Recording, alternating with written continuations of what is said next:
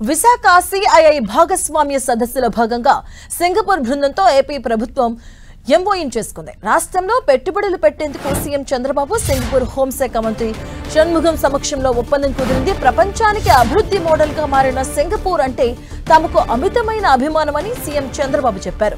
అత్యంత బలమైన పబ్లిక్ పాలసీలు ఆ దేశంలో అద్భుతమైన అభివృద్ధికి కారణమయ్యాయన్నారు. ఇక లింక్వాన్ యూను లాంటి నేతలు సింగపూర్ ను అద్వితీయమైన దేశంగా మలిచారని కొనియాడారు. ఇక మరో 2 ఏళ్లలో ఏపీలో డ్రోన్ కార్లను లాంచ్ చేయబోతున్నామని సీఎం చంద్రబాబు తెలిపారు. ఆ దిశగా రాష్ట్రం అభివృద్ధి చెందుతుందని తెలియజేశారు. 2019-2014 మధ్య రాష్ట్ర ఆర్థిక పరిస్థితులు బాగా లేకపోయినా కేంద్ర ప్రభుత్వంతో రాష్ట్రాన్ని అభివృద్ధి పథం వైపు నడిపిస్తున్నామని పేర్కొన్నారు. సంక్షేమం, అభివృద్ధి, మంచి పాలన అనేదే తన మోడల్ అన్నారు. ఉమ్మడి ఏపీలో హైదరాబాద్ అభివృద్ధిలో భాగమయ్యాయని చంద్రబాబు పేర్కొన్నారు. ఇప్పుడు మళ్లీ అమరావతిని నిర్మించే భాగ్యం తనకు కలిగిందన్నారు. మధ్యలో కొన్ని సమస్యలు ఏర్పడినా మళ్లీ పునర్నిర్మాణం ప్రారంభించామని చెప్పుకొచ్చారు. రాష్ట్రాన్ని నాలెడ్జ్ ఎకానమీగా తీర్చిదిద్దుతున్నామని, దేశంలో సుస్థిరమైన ప్రభుత్వం ఉందని వ్యాఖ్యానించారు. గత 6 దశాబ్దాలుగా సుస్థిరమైన ప్రభుత్వం సింగపూర్లో ఉందని చెప్పారు. ఇక విశాఖలో నిర్వహిస్తున్న సిఐఐ భాగస్వామ్య సదస్సుతో ఏపీకి భారీగా పెట్టుబడులు తరలి వస్తున్నాయి. ఇక తొలి రోజు ఏకంగా 40 సంస్థలతో 3,49,476 కోట్ల పెట్టుబడులకు రాష్ట్ర ప్రభుత్వం ఒప్పందాలు కుదుర్చుకుంది. తద్వారా 4,15,890 మందికి ఉద్యోగ అవకాశాలు లభించనున్నాయి. సదస్సు ప్రారంభానికి ముందు రోజు అంటే గురువారమే 35 సంస్థలతో ఒప్పందాలు కుదుర్చుకున్న ఏపీ ప్రభుత్వం 3,65,304 కోట్ల పెట్టుబడులు రాబట్టింది. దీని ద్వారా 1,26,471 మందికి ఉపాధి అవకాశాలు లభించనున్నాయి. గురువారం, శుక్రవారం కలిపి 75 ఎంఓయూల ద్వారా 7,14,780 కోట్ల పెట్టుబడులకు ఒప్పందాలు కుదిరాయి. తద్వారా 5,42,361 ఉద్యోగాలు లభించనున్నాయి. ఇవి కాకుండా మంత్రి నారా లోకేష్ సహా వివిధ శాఖల మంత్రులు వివిధ సంస్థలతో మరిన్ని ఒప్పందాలు కుదుర్చుకుంటున్నారు.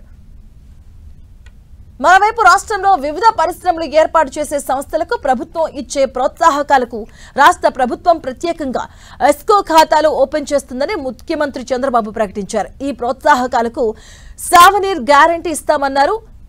ఎర్త్ మినరల్స్ నుంచి ఏరోస్పేస్ వరకు ఏపీలో అపార అవకాశాలు ఉన్నాయని వివరించారు. ఒప్పందాలు చేసుకుందాం, భవిష్యత్ అవసరాలపై ప్రణాళికలు రూపొందిద్దామని పారిశ్రామికవేత్తలకు పిలుపునిచ్చారు. కేవలం 17 నెలల వ్యవధిలో రాష్ట్రానికి $20 బిలియన్ పెట్టుబడులు వచ్చాయన్న సీఎం. వాటి ద్వారా 20 లక్షల మందికి ఉద్యోగ అవకాశాలు లభిస్తాయన్నారు. భారత్లో పెట్టుబడులకు ఏపీ గేట్వేగా నిలుస్తుందన్నారు. ప్రపంచవ్యాప్తంగా పెట్టుబడులను ఆకర్షించడంలో భారత్ ఇప్పుడు అగ్రగామిగా ఉందన్న Chandrababu is of doing business నుంచి స్పీడ్ ఆఫ్ డూయింగ్ బిజినెస్ విధానంలో ముందుకు వెళ్తున్నామన్నారు. వచ్చే 2 ఏళ్లలో క్వాంటమ్ కంప్యూటర్లకు అవసరమైన పరికరాలను కూడా ఉత్పత్తి చేసేలా ప్రయత్నం చేస్తున్నామని సీఎం తెలిపారు. Drone, electronic, aerospace, space, semiconductors, defence కారిడార్లను ఏర్పాటు చేసి రాష్ట్రంలో పెట్టుబడులను ఆకర్షిస్తున్నామన్నారు. గ్రీన్ ఎనర్జీ రంగంలో 160 గిగావాట్ల విద్యుత్ ఉత్పాదన లక్ష్యంగా పనిచేస్తున్నట్టుగా వివరించారు. ఏరోస్పేస్, డ్రోన్, ఎలక్ట్రానిక్స్ రంగంలో ప్రత్యేకంగా క్లస్టర్స్ ను ఏర్పాటు చేసి ప్రోత్సాహం అందిస్తున్నామని వివరించారు CM Chandrababu. Because of 1924, very bad shape. Never have seen this type of financial crisis. I told people very clearly, I will give you Super 6. My election promise is very clear. Welfare, development, good governance is our model. People did their duty. When we told NDA, including BJP, Telugu Desam, Janasena, all of us, first time in my political career, 94% strike rate, 57% votes. This is historical decision, mandate they have given.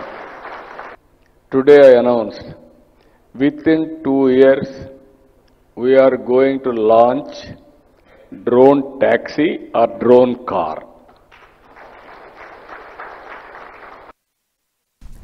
Because